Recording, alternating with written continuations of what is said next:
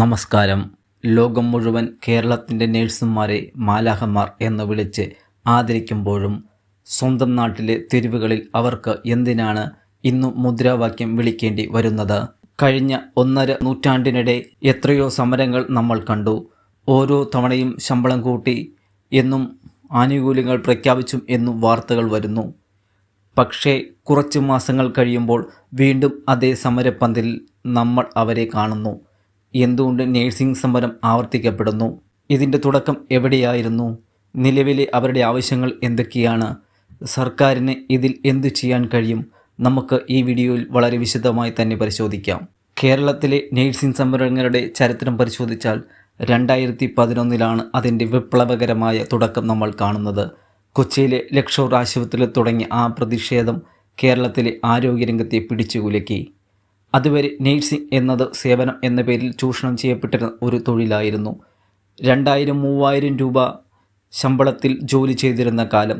സർട്ടിഫിക്കറ്റുകൾ മാനേജ്മെൻറ്റ് പിടിച്ചു വയ്ക്കുന്ന ബോണ്ട് സമ്പ്രദായം അന്ന് ശക്തമായിരുന്നു. ചേർത്തല KVM ആശുപത്രിയിൽ നടന്ന 100 ദിവസത്തിലധികം നീണ്ട സമരം നഴ്സുമാരുടെ സംഘടനാ ശക്തി ലോകത്തിന് കാട്ടിക്കൊടുത്തു.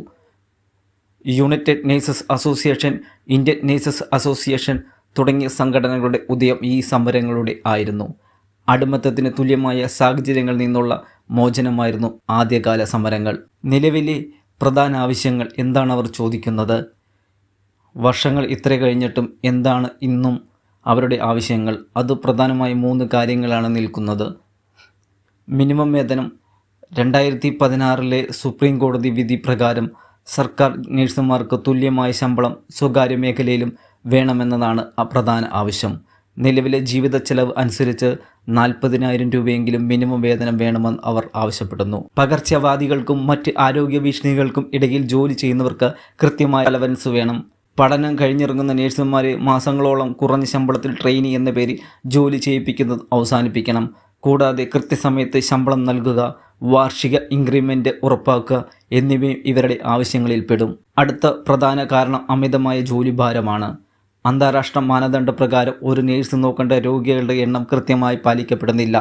1:6 എന്നതിന് പകരം 1:20 വരെയായി പലയിടത്തും ഇത് മാറുന്നു. പലപ്പോഴും 8 മണിക്കൂർ ജോലി ചെയ്യുന്നത് വെറും കടലാസിൽ മാത്രമാണ്. 12 മുതൽ 14 മണിക്കൂർ വരെ വിശ്രമമില്ലാതെ ജോലി ചെയ്യേണ്ടി വരുന്നു. ഇരിക്കാൻ ഒരു കസേര പോലും നൽകാത്ത മാനേജ്മെൻറ്റുകൾ ഇന്നും നമുക്കിടയിലുണ്ട്. ഇതിനേറെ ശബ്ദമുയർത്തുന്നവരെ വംശീയമായി അധിക്ഷേപിക്കുന്നതും മാനസികമായി പീഡിപ്പിക്കുന്നതും നിത്യസംഭവമാണ്. ഈ ശ്വാസം മുട്ടിക്കുന്ന അന്തരീക്ഷമാണ് അവരെ വീണ്ടും സമരങ്ങളിലേക്ക് എത്തിക്കുന്നത്.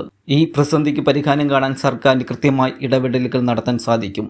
സുപ്രീം കോടതി വിധി എല്ലാ ആശുപത്രികളിലും നടപ്പിലാക്കുന്നുണ്ടോ എന്ന് ഉറപ്പാക്കാൻ സർക്കാർ പ്രത്യേക സ്ക്വാഡുകളെ നിയോഗിക്കണം. ആശുപത്രികളിൽ ലേബർ ഡിപ്പാർട്ട്മെൻറ്റ് കൃത്യമായി ഇടവേളകളിൽ പരിശോധന നടത്തുകയും നിയമലംഘനം നടത്തുന്ന ആശുപത്രികളുടെ ലൈസൻസ് റദ്ദാക്കുന്നത് ഉൾപ്പെടെയുള്ള നടപടികൾ സ്വീകരിക്കുകയും വേണം. സ്വകാര്യ മേഖലയിൽ നേഴ്സുമാർക്കായി ഒരു ഏകീകൃത ശമ്പള ഘടന സർക്കാർ കർശനമായി നടപ്പിലാക്കണം. കാലയളവ് പരമാവധി 3 മാസമായി നിജപ്പെടുത്തുകയും ആ സമയത്ത് മാന്യമായ ശമ്പളം ഉറപ്പാക്കുകയും ചെയ്യണം. നാട്ടിൽ നീതി ലഭിക്കാത്തതുകൊണ്ട് നമ്മുടെ മിടുക്കരായ നേഴ്സുമാർ കൂട്ടത്തോടെ വിദേശത്തേക്ക് കുടിയേറുന്നു. UK, കാനഡ, ജർമ്മനി, ഓസ്ട്രേലിയ, മറ്റു രാജ്യങ്ങൾ, മിഡിൽ ഈസ്റ്റ് തുടങ്ങിയ രാജ്യങ്ങൾ ഇവരെ ഇരുകൈ നീട്ടി സ്വീകരിക്കുന്നു. അവിടെ അവർക്ക് മാന്യമായ ശമ്പളവും സുരക്ഷിതമായ തൊഴിൽ സാഹചര്യവും ലഭിക്കുന്നു. ലക്ഷങ്ങളുടെ ബാങ്ക് ലോൺ എടുത്ത് പഠിച്ച ഒരു നേഴ്സിന് നാട്ടിൽ 15,000 രൂപ ശമ്പളം കൊണ്ട് ഒന്നും ചെയ്യാൻ കഴിയില്ല. മികച്ച ആരോഗ്യ പ്രവർത്തകർ നാടുവിടുന്നത് ഭാവിയിൽ കേരളത്തിൻ്റെ ആരോഗ്യമേഖലയെ താർക്കും. ഈ പ്രതിസന്ധിക്ക് പ്രധാന കാരണം നേഴ്സുമാരോടുള്ള നമ്മുടെ അവഗണന തന്നെയാണ്. ചുരുക്കത്തിൽ നേഴ്സിംഗ് സമരം ആവർത്തിക്കപ്പെടുന്നത് അവർക്ക് സമരം ചെയ്യാൻ താല്പര്യമുള്ളതുകൊണ്ടല്ല, മറിച്ച് നിലനിൽപ്പിന് വേണ്ടിയാണ്.